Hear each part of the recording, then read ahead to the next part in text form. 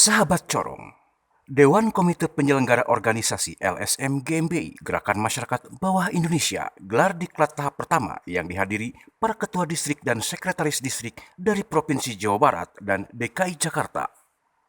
Dalam gelar diklat tersebut yang dimulai dari pagi hingga sore hari pada Minggu 26 Juni 2022, dengan narasumber Ibu Ajijah Talita Dewi selaku Koordinator Dewan Komite Penyelenggara Organisasi, serta hadir pula Bapak Pendi Yusuf selaku Dewan Pakar LSM GMBI.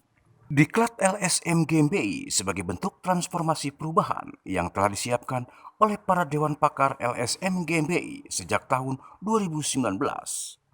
Komite Penyelenggara Organisasi dalam menggelar diklat transformasi untuk membangun sumber daya manusia yang kompeten sesuai ADART LSM GMBI dalam menciptakan kader anak bangsa yang bermoral, solid, pintar, berkualitas sebagai bentuk bela negara.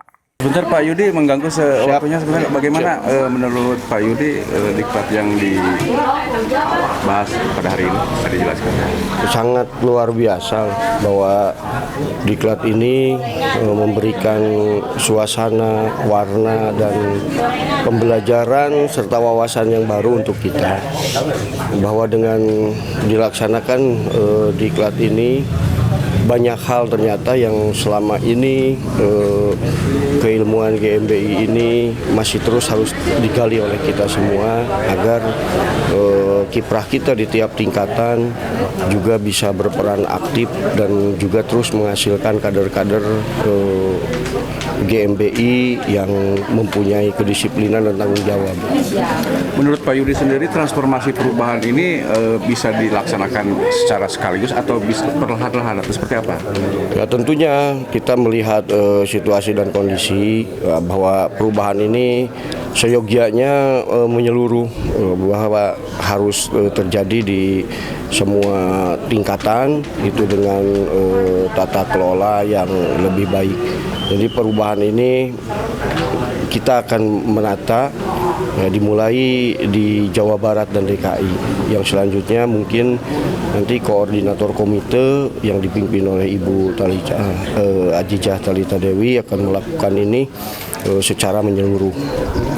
Nanti kedepannya akan dilaksanakan diklat untuk seluruh provinsi?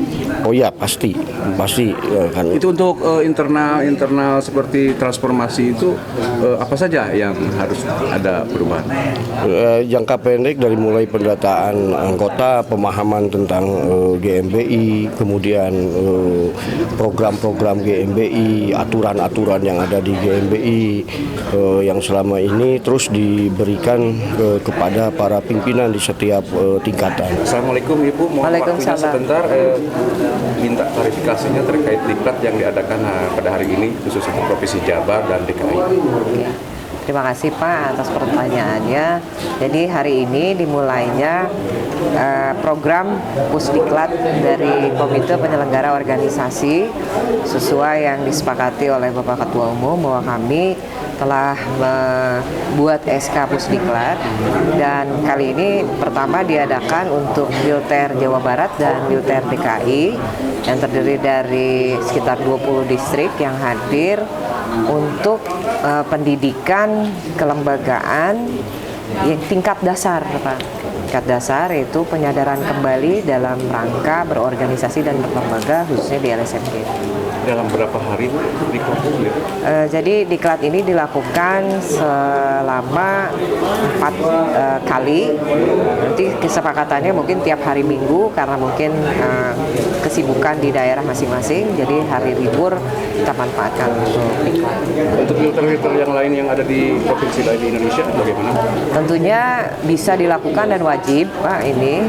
Kemudian nanti menyusul dari Bilter Jawa Tengah, Jawa Timur dan lain-lain. Nah, untuk yang jarak jauh mungkin kita bisa lakukan dengan daring, tapi kalaupun nanti mereka mau untuk dilakukan secara offline, luring seperti ini, itu kami persilahkan untuk datang ke Jawa Barat dan ke basis Padepokan. Gitu.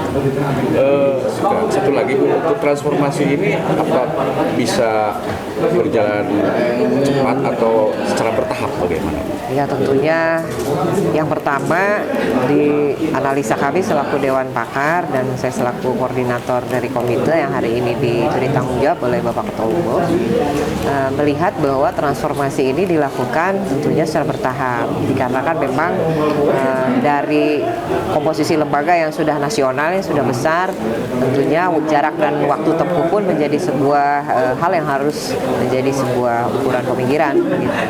Otomatis mungkin kami kenapa melaksanakan di Wilter Jawa Barat dan DKI dulu karena ini menjadi basis pertama dan lokasi pusatnya GMBI begitu. Mudah-mudahan dengan adanya pendidikan pertama basic ini kepada Wilter Jawa Barat, di sini tumbuh juga para ketua distrik yang mampu men-TOT ke provinsi lain begitu. Terakhir Bu, untuk harapannya ke depan untuk transformasi ini, harapan Ibu? Ya tentunya yang pertama kita memahami dan membuka mindset kita bahwa hari ini dengan era transformasi 4.0 ini di era digitalisasi dan disrupsi serta perang peradaban yang sedang kita hadapi, tentunya bangsa dan negara kita pun paham secara geopolitis, GMBI ini ke depan menjadi salah satu lembaga kaderisasi yang mampu melahirkan para pemimpin ataupun anggota-anggota yang bermanfaat di masyarakat dalam rangka bela negara. Terima kasih. Sama-sama. Waalaikumsalam. Ya, terkait dikmat yang diadakan di Padepokan Al-Fauzan ini terkait transformasi seperti apa, bisa dipaparkan? Oh iya, diklat hari ini kita sebetulnya memulai bagaimana kita menyatukan sebuah visi besar, bahwa kesuksesan masa depan itu tidak terlepas dari bagaimana kita menentukan visi besar apa yang mau kita capai di masa depan. Maka diklat hari ini adalah upaya sederhana, upaya awal bagaimana GMBI kembali merumuskan visi besarnya dan kemudian membumikan bagaimana visi besarnya itu. Biar apa? Biar selanjutnya runut menjadi misinya apa saja, maksudnya apa saja, tujuannya kemana saja, sehingga jelas harapannya GMBI kembali jadi kitok dan menjadi tumbuh besar sebagaimana dicita-citakan lembaganya. Transformasinya apa bisa secara langsung begitu saja atau perlahan-lahan atau bagaimana? Oh iya, transformasi itu memang tidak bisa dilakukan secara frontal lah, atau misalkan bisa dikatakan tidak dilakukan secara serta-merta.